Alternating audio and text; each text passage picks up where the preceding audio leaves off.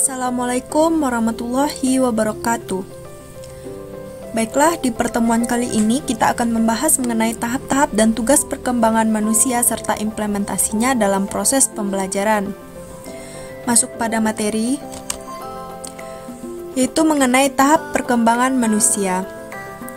Perkembangan adalah perubahan-perubahan yang dialami individu atau organisme menuju tingkat kedewasaannya atau kematangannya yang berlangsung secara sistematis, progresif, dan berkesinambungan baik menyangkut fisik jasmaniah maupun psikis rohaniah.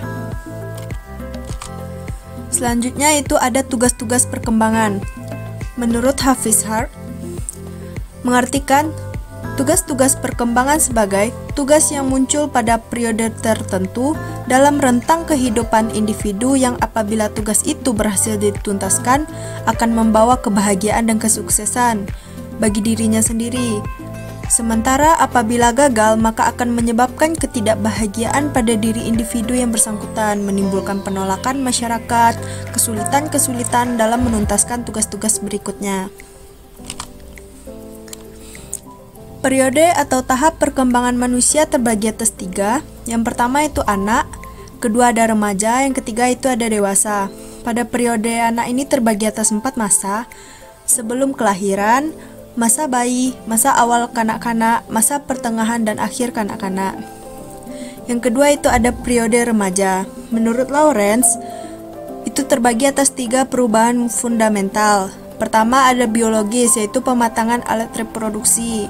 Yang kedua ada kognisi, kemampuan konsep yang abstrak.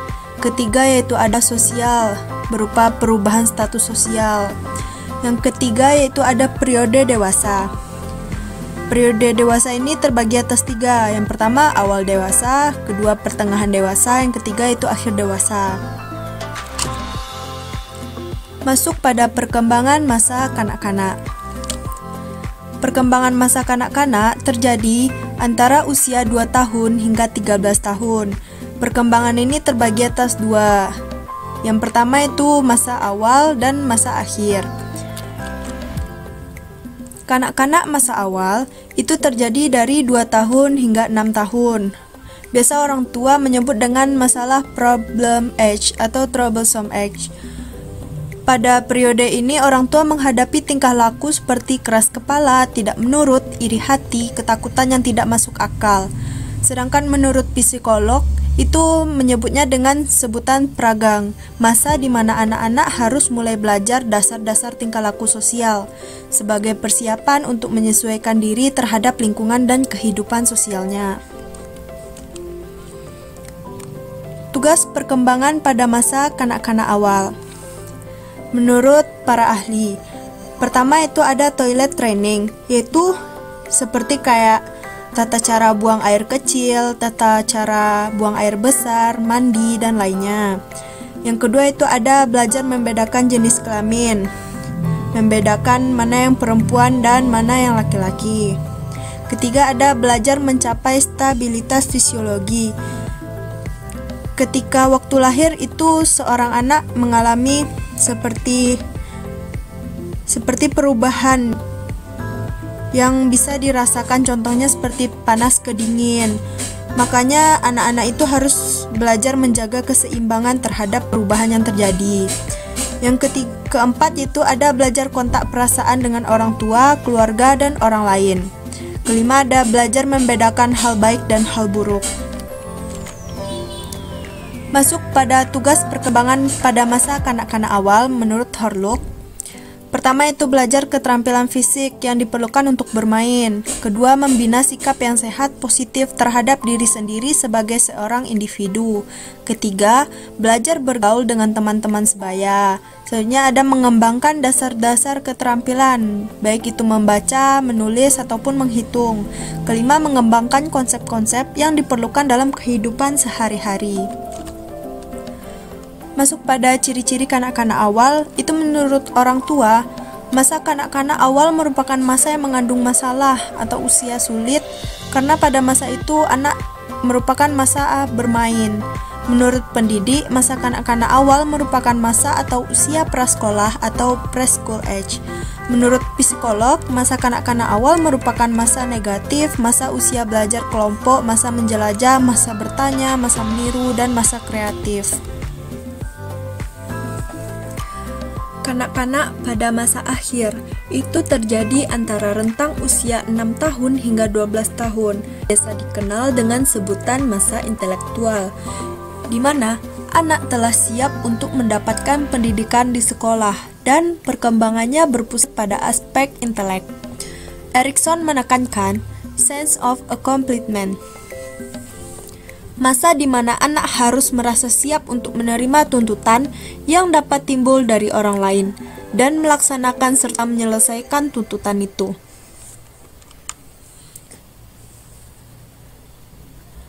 Tugas perkembangan pada masa kanak-kanak akhir menurut Robert: belajar membentuk sikap yang sehat terhadap dirinya sendiri sebagai makhluk biologis, belajar bergaul dengan teman sebaya, belajar memainkan peran sesuai dengan jenis kelaminnya, belajar mengembangkan konsep-konsep sehari-hari, mengembangkan kata hati, belajar memperoleh kebebasan yang bersifat pribadi, mengembangkan sikap yang positif terhadap kelompok sosial. Lanjut dengan ciri-ciri kanak-kanak akhir. Pada pendidik, memandang sebagai periode kritis. Kanak-kanak akhir adalah usia berkelompok, suatu di mana masa anak tersebut perhatiannya lebih tertuju pada keinginan untuk diterima oleh teman-teman sebayanya sebagai anggota kelompok, terutama kelompok yang bergengsi dalam pandangan teman-temannya. Para psikolog menemukan masa akhir kanak-kanak adalah masa kreatif, masa dalam rentang kehidupan di mana akan menentukan apakah anak-anak akan menjadi konfirmis atau pencipta karya yang baru dan original. Perkembangan masa remaja. Perkembangan masa remaja, menurut Hal Sarwono 2011, masa remaja merupakan Sturm and Drang, topan dan badai, masa penuh emosi dan ada kalanya emosi meledak-ledak yang muncul karena adanya pertentangan nilai-nilai. Emosi yang menggebu-gebu ini ada kalanya menyulitkan bagi si remaja maupun bagi orang tua, bahkan bagi orang dewasa yang berada di sekitarnya. Namun juga bermanfaat bagi remaja itu sendiri dalam upaya menemukan identitasnya yang berasal dari reaksi orang di sekitarnya yang dijadikan sebagai pengalaman. Lanjut karakteristik masa remaja menurut Hurluk. Masa remaja awal itu terjadi antara 11-12 tahun hingga 16 dan 17 tahun. Masa remaja akhir itu dimulai dari 16-17 tahun hingga 18 tahun. Masa remaja ini termasuk masa transisi perkembangan yang lebih mendekati pada masa dewasa. Selanjutnya, minat universal paling penting pada masa remaja menurut Crowry 2011. Yang pertama itu ada minat rekreasi, minat pribadi, minat sosial, minat pendidikan, minat vokasional, minat religius, serta minat dalam simbol status.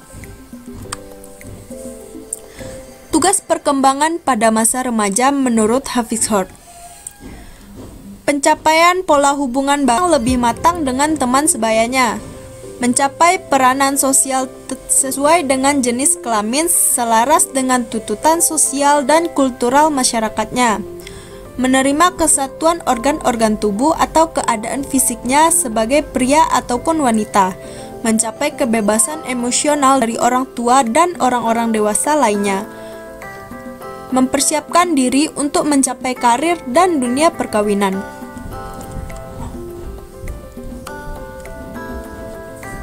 Perkembangan masa dewasa itu terbagi atas 3. Masa muda yang terjadi antara 18 hingga 25 tahun yang berakhir pada umur 35 hingga 40 tahun.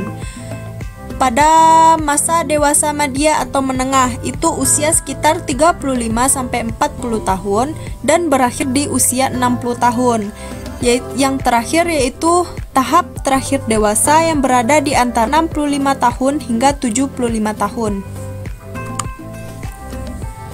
Perkembangan fisik pada masa dewasa itu terbagi atas 3. Masa dewasa awal, masa dewasa tengah atau madya, masa dewasa akhir.